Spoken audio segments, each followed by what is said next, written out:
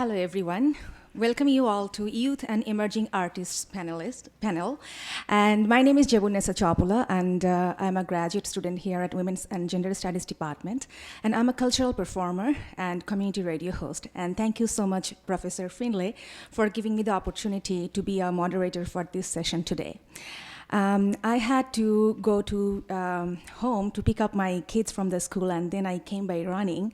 And I have missed, I think, the serious discussion of previous panelists. But what I want to say that, at the end when I entered, I really heard the voice of Zoey, and that's my voice too. Actually, we have all of those answers. Now we just need the action.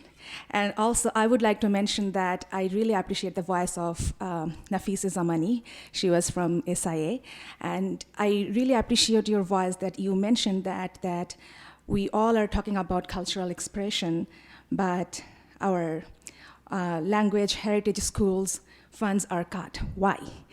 I think without having this answer, we're not going back to home today.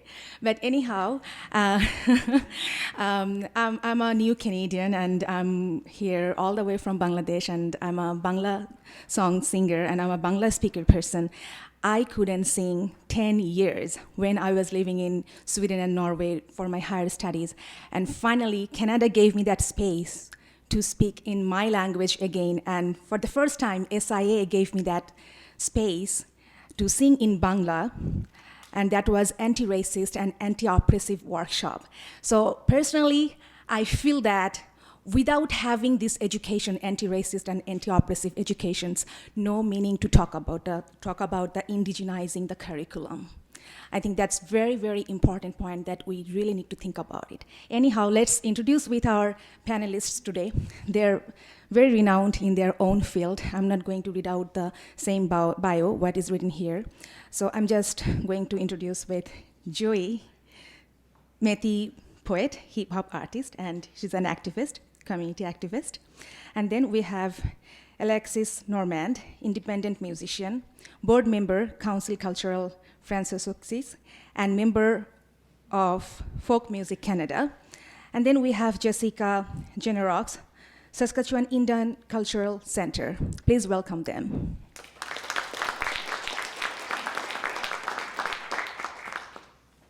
Hello? Okay. I just wanted to say hello, and I'm really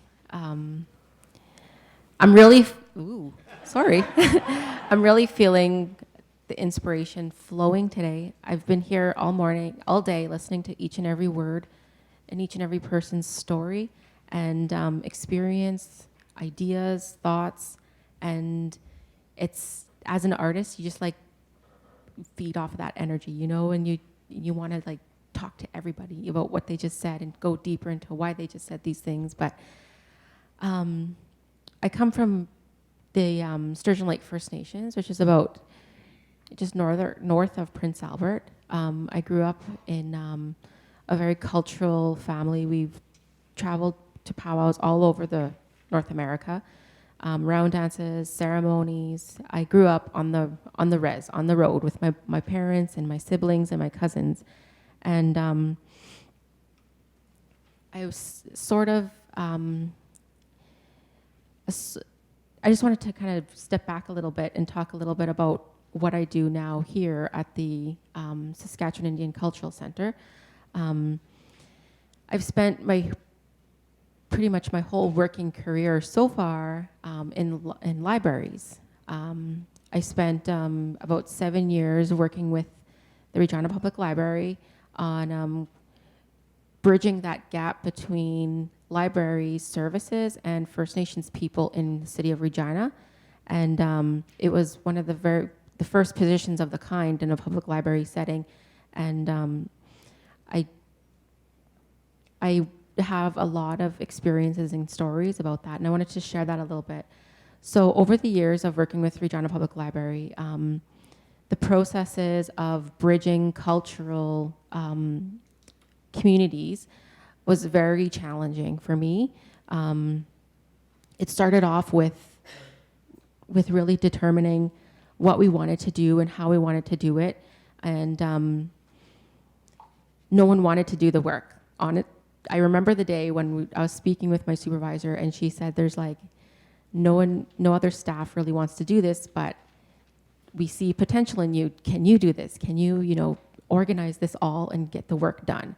And I said, yeah, for sure. And that day on was just a lot of hard work of speaking with elders, with knowledge keepers, with resource people, and connecting them with libraries in the city, and working on building from their knowledge on what kind of programs we can bring into the public that are open to the public, and how could we support these programs and make them successful, and really encourage the people that are in the programs learning and registering and participating in the library in a more cultural, diverse way. And over the years, I really learned a lot, and I really seen a lot of progression and a lot of collaboration between different cultures, different people. And one of my strongest memories I've had was with the Regina Open Door Society.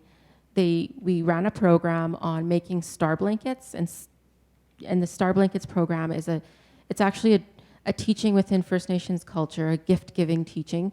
And the class was to make a star blanket and give it away. And that's part of the teaching, is that when we make star blankets for very important moments in our lives, such as like funerals, births, graduations, like very important moments. And the Regina Open Door Society participated in this program from the beginning until the end.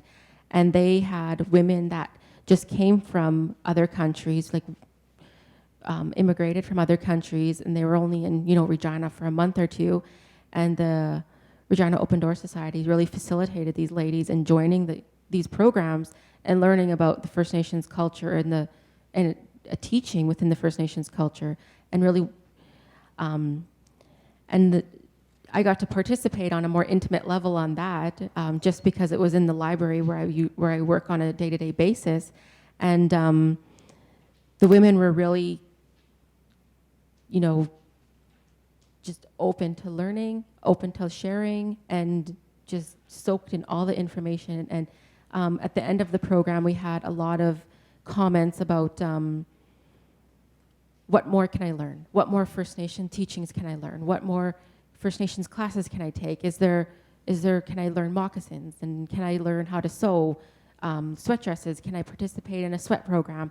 So I think that seeing that intercultural leadership grow out of two completely different cultures, it was just really inspiring for me. And that's just part of my process of why I wanted to become a librarian and why I'm in library school right now. And it's continuing down the road of building those partnerships and those experiences with all cultures in a library setting, and especially now that I'm at the Saskatchewan Indian Cultural Centre, and part of my job is to explore and develop a digital library on Saskatchewan Indian Cultural Centre's archives and oral collections. And this is material that has not been, it's not publicly disseminated like a book in a library. It's very private materials, and we're working with elders now to determine how we want to represent this material, how we want to share this material,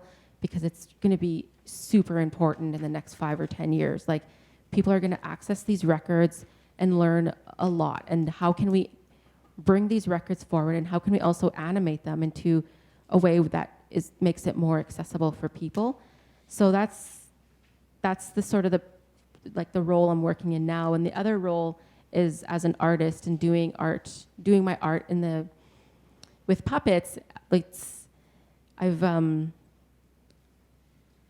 That part of me is always going to be like a process of reconciliation. Like, we were talking about this all morning, and all these words just kept hitting the nail on the head of like, yeah, that's exactly what I was thinking, or yeah, that's exactly what I was feeling. Like, the work what we do as artists is just beyond what putting, oil on a canvas, or it's like a community movement is behind you or something. But when I first made my first puppet film, I was working with Elder Vicki Wilson, which is She was providing the teachings for the film that I was creating, and I started off being naive, like, okay, I'll ask my cookum questions, and she's gonna tell me what she learned, what she knows, and it's gonna be great. I'm gonna make puppets to it, and it's like the kids are gonna love it. Like I'm gonna take it all over and show the kids, and the process of that was something completely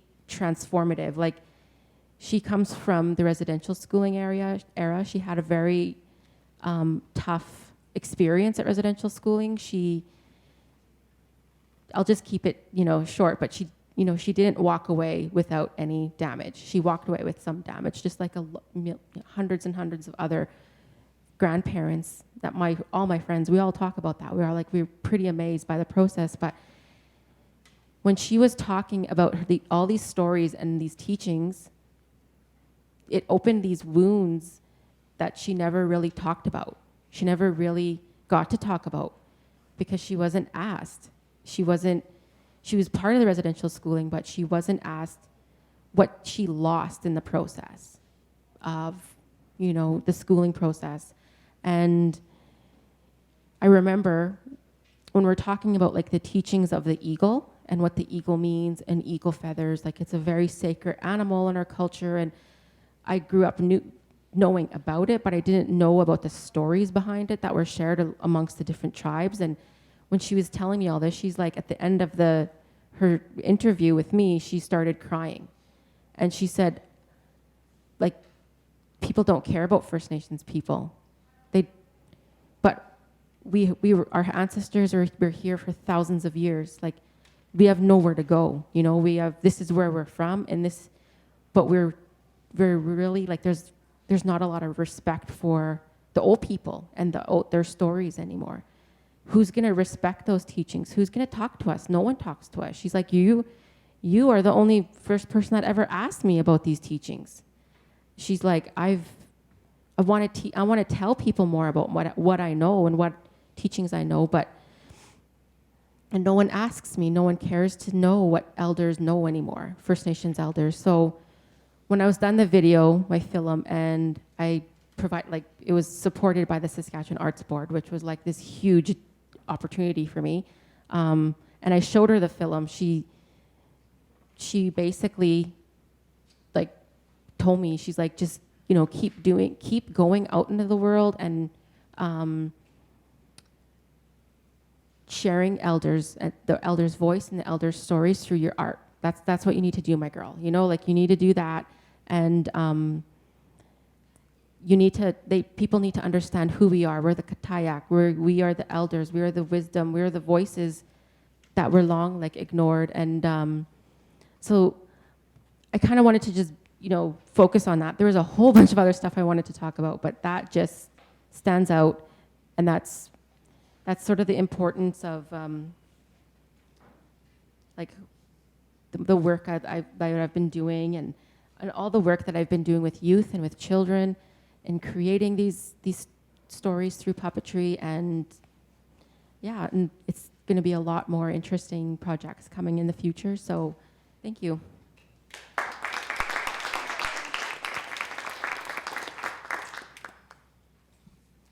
My turn. So I'm a Francophone musician. I kind of fell into it mostly because the Francophone community discovered I wrote songs in French. I think I had about 2 or 3 of them in my back pocket, and they said, you should participate in this competition. And in doing so, I kind of discovered this whole network of Francophone music and opportunities to play shows and things, and it sort of gave me my initiation to it. And I kind of derailed from there. I wanted to be a music teacher. I wanted to study in French, so I went to the University of Ottawa for a while, and then I discovered this school for Francophone singer-songwriters in Granby, and when I was done that, I figured, this is my chance to go back to my home province and contribute back to the community that helped raise me and gave me all these tools to do music, because, well, as Suzanne Campagne was saying earlier, when she was at a place where she was starting her career, had no choice but to move to Montreal because that's where the industry is. And so I was at this point in my life where I was like, okay, well, do I move back to Saskatoon or to go to Montreal? And I decided Saskatoon's my choice. I'm coming back home. And it took me a while, to get going. get doing shows, and it was only after I released my first record, my first album, when I realized the challenges that that artists face, especially as a francophone. You know, we're dealing with quite, like, our audience is much smaller, so I had to become more creative. And how can I make this a sustainable lifestyle? One where I can create with the freedom that I need, and where I can say what I have to say, whether it's in French or in English or whatever. And one where there's people to hear me, and you know, there's some sort of support that needs to be in place, including funding and everything else. So it's kind of navigating all these areas. And what I've come to realize is, and it's interesting, when I was invited to talk to this on the panel, they said, well, you can just come for the panel if you want. And then I looked at all the other topics, and actually I'm kind of interested in seeing what everyone else has to say. Governance of policy, for me, it's like the institutions that set up the framework for this cultural expression, which to me is like a movement. And echoing again what Carol Gray was saying, it's sort of like this life force, right? It's this thing, and even Jen was saying culture's sort of intangible, but you need a structure in order for it to come to life. And the second where the structure it overpowers and it becomes too complicated, either for artists or for anyone working in non-for-profits that have to do with the arts or whatever, the second it gets too heavy or too much, then the creative expression is snuffed. And I've experienced that sometimes as an artist looking at grant applications, and I thankfully, you know, okay, I've befriended this process, and I've decided to look, you know, and I've been successful grant applicant in many of different projects for many different things. But also working on the board at the Conseil culturel fransaskois, I can see how francophone communities around the province are feeling the weight of everything that they are dealing with, and to the point where I just got back from Montreal actually on Sunday, where I was recording my next record, and while I was out there, I was on the phone with community centers, francophone community centers in Saskatchewan, trying to book myself a release tour, and it's amazing how many community centers aren't really cool with the idea, or they're just like, whoa, what is that? Okay, what does that mean? Like, I had to do some digging around to figure out, well, what kind of money do they have access to in order to facilitate this show? I was on the phone with different people trying to come up with a number. I'm like, actually, you have access to $2,000 of money to put on a show that I'll promote for you if you like, and I'll book the sound guy if you want, and I'll even find the venue to make it real easy for you. What do you say? And I'm still waiting to hear back. So I don't know, but what I've also realized through this process is the importance and the strong link between developing the cultural sector and its community development. That's really what it is. We're talking more and more about grassroots things. We're talking more and more, it seems, in the themes that are coming up about human interaction and people interacting. And when I finally realized, also, in addition to all these realizations and learnings that I'm doing as a young artist, that part of my job as an artist is to provide opportunities for people to come together, to listen to music in my case, or whatever it is for whomever else, whatever artist. And there's so much value in that, in coming together and laughing at a song altogether, or, you know, and I feel like the more we have these opportunities to create links and to experience things in communion as human beings, those are opportunities to create stronger communities. And I think with that kind of mindset, especially when I'm looking, you know, when I'm calling these French community centers, I'm like, okay, well, let's not get boggled down by grants, and let's not get, you know, by logistics. What's really at hand here is it's community development. It's not just an event and it's another thing to do on your to-do list. Like, let's make this something meaningful for people, or let's focus on that. And I'm feeling sometimes that's lost. We get kind of suckered down by the bottom line and numbers and counting how many people are attending this event, rather than what's the type of experience. You know, how can we make this a more engaging experience, or something more meaningful, or you know, whatever have you. I don't know, I guess that's my experience to have to share with you. Thank you.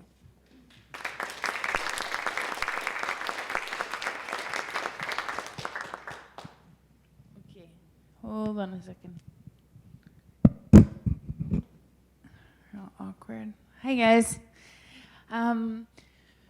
So I I think about Saskatoon, and I think about my relationship with Saskatoon for the past 11 years, and it's been pretty amazing. And what I learned from Saskatoon is people are generally really kind-hearted people. And I understand that we deal with all of these issues, socioeconomic problems, racism, oppression, like oppressive systems. And, you know, we could really be disheartened by all of this, but there's a lot of things to be hopeful for as well. We have a strong enough community and a small enough community to be able to handle things on our own. Sorry, I don't know why. My phone's ringing. And I'm trying to think about how to strategize a way to stay in the city, because I want to stay in the city. I love this city, but what is that going to look like? And I feel sad because we lost a lot of programming in Saskatoon. We used to have Crew Youth Wellness Center based out of SD School on Whitney Avenue, and we, you know, hundreds of people would go to this program, and our programming was governed by, funded by the Canadian Heritage, which was cut, you know, because somebody was making decisions and didn't understand the actual impact we were having on people's everyday lives. We were providing a safe space for young people who were living in really high-risk environments. And these children, these youth, were not bad. Nobody wants to be bad. We're not high-risk youth. The environment is very high risk, and we have to understand that. And we as a community all need to be accountable for that. And I think that's really important. There's no reason for that shell to be on 19th or on 20th and Avenue W. That's a beautiful space that could be used for amazing things, and nobody's done anything about it. And so when you walk by these spaces, you're just constantly reminded of where you stand in our society. And children know that, and we remind children over and over. There's a lot of really cool things that I've tried and worked. National Youth Arts Week was one of them. I introduced National Youth Arts Week to Saskatoon in 2012, and within, you know, maybe a month, I had 12 organizers. We held black parties in back alleys. We had public art all over the city. We hosted 54 events in 1 week with $5,000. We had no money, and we didn't care. And it was such a beautiful, vibrant time to be in the city. And, you know, I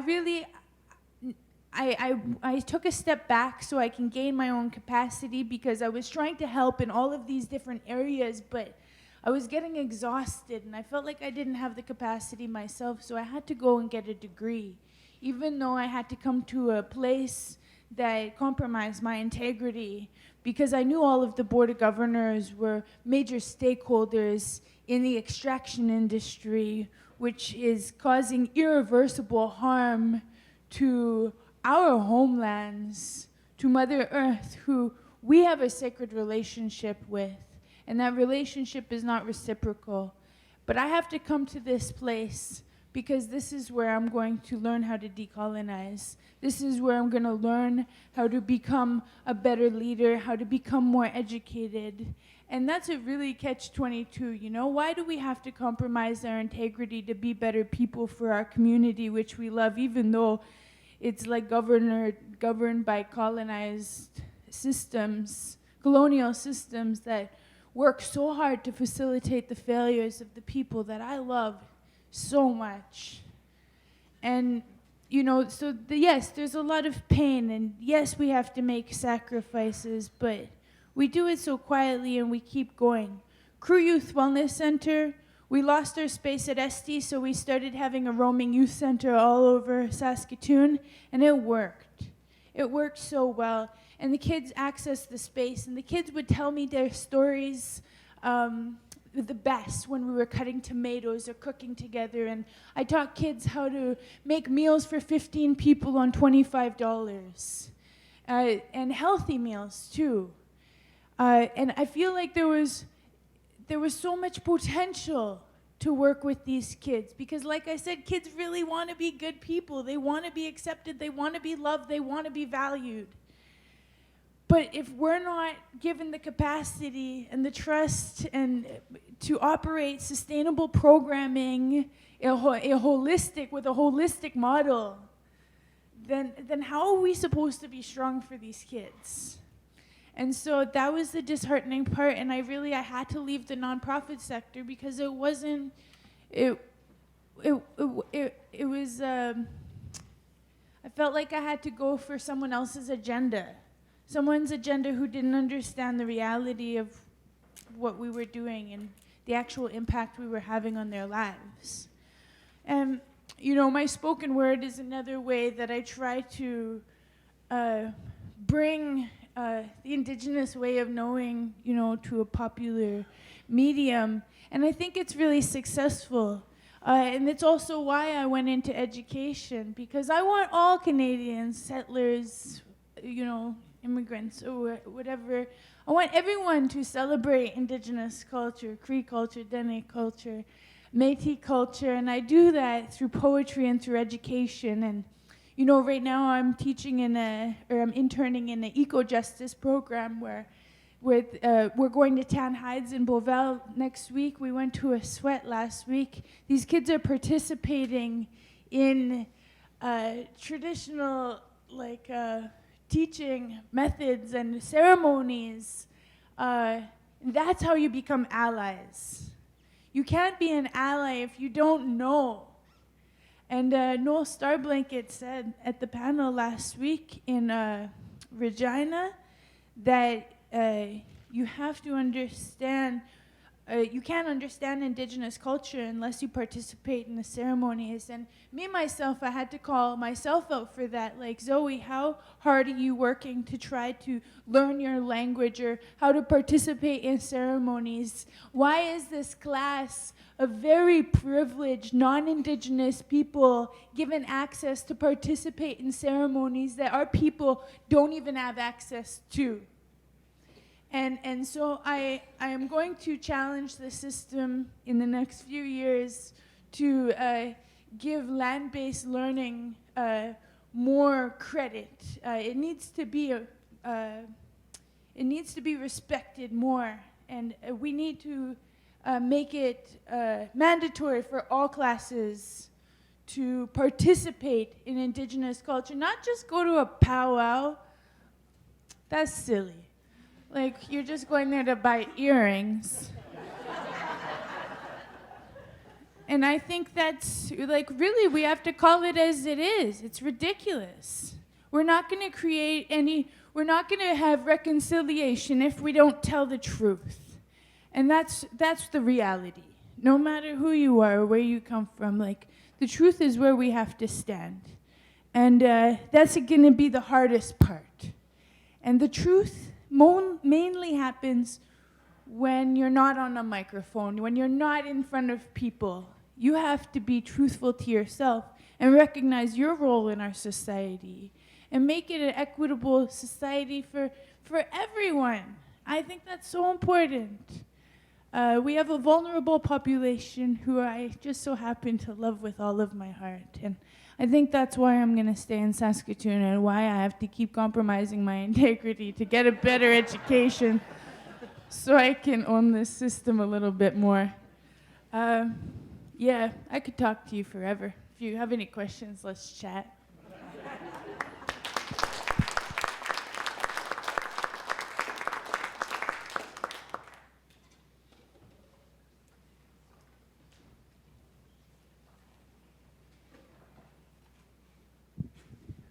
Thank you. You guys are great.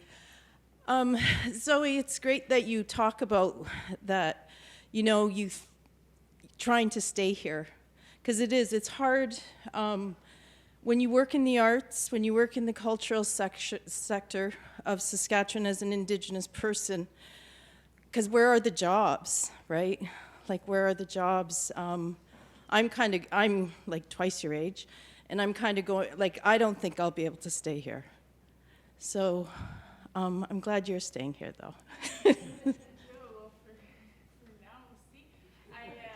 You know, Lori, okay, you're gonna be a good mom. I've created every job I've ever had since I can remember. There's people in this community who somehow believe in my crazy ideas, and it works. So if you can let me build a youth center in all the communities in Saskatoon, I'll do it. You just gotta give me the money. That's how I do it. I just find ways, and it's hard. And I think like what's gonna happen once the resources are exhausted, or you know, like when relationships and bureaucracy and all of that, it eats at you, and it's disempowering, which obviously like those are the moments when I feel like Toronto would embrace my creativity so much more. Winnipeg, I was just at the Walrus Talks in Winnipeg yesterday. We were talking about the Indigenous city and talking about these different models too. So I don't know if it's just Saskatoon, it's happening all over the place. But yeah, I agree, it's hard. We have to be creative even with our careers.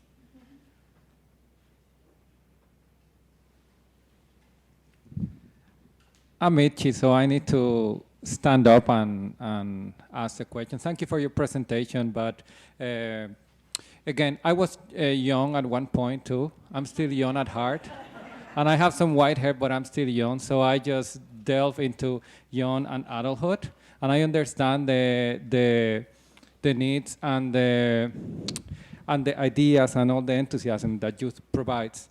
I just want to encourage you, all of you, to try to find a mentorship, a person that have gone through all your troubles and tribulations, to just share their experiences. So then I just don't want you to build anger and just derail from the path of your creativity. I've been there. I managed to be afloat. And my question would be for you, how can you just stay close to your heart without allowing all the negativity that is perceived in all these systems to just remain in the path of creativity?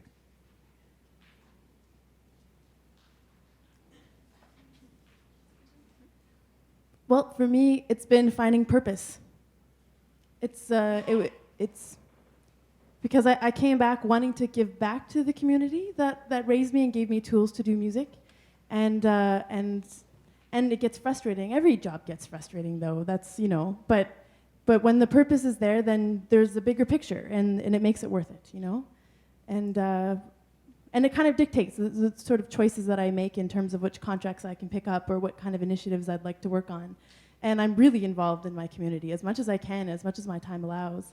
And I'm happy for it, you know. But I think also it's just, I hope I didn't come across as being too negative or angry. I'm really not. I'm thankful to be able to work here in Saskatoon and in Saskatchewan. But I guess what I was trying to illustrate was just tuning the focus back into human connectedness.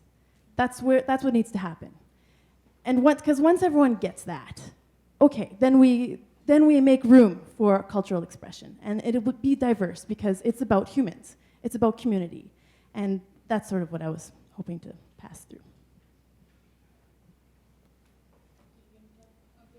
I think I'm just going to mention, I think partly it for youth is to reconnect with their ancestors through the voices of our elders that are alive today. And that's a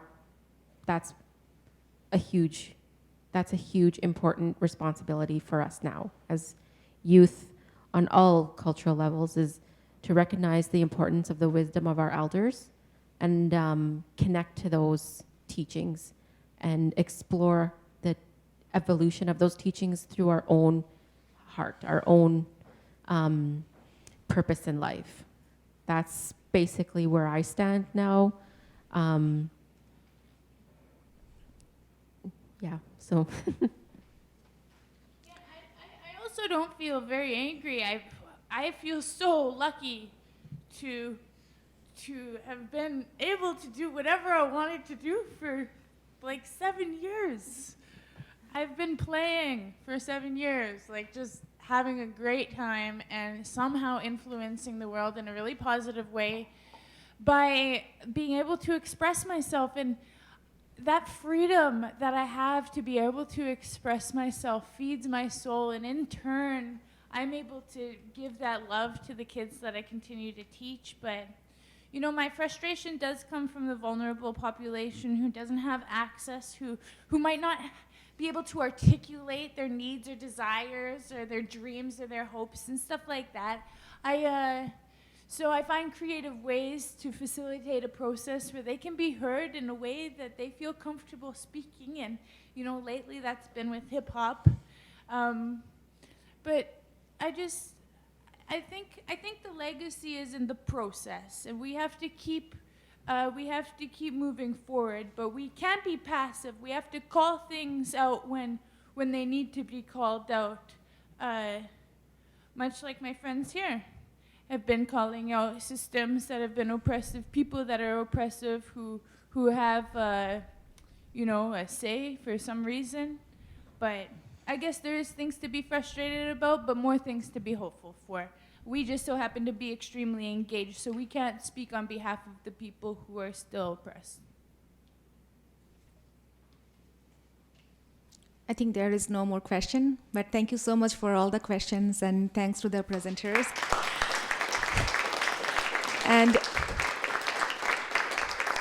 And I believe youth can change the world, and it's good to be angry sometimes.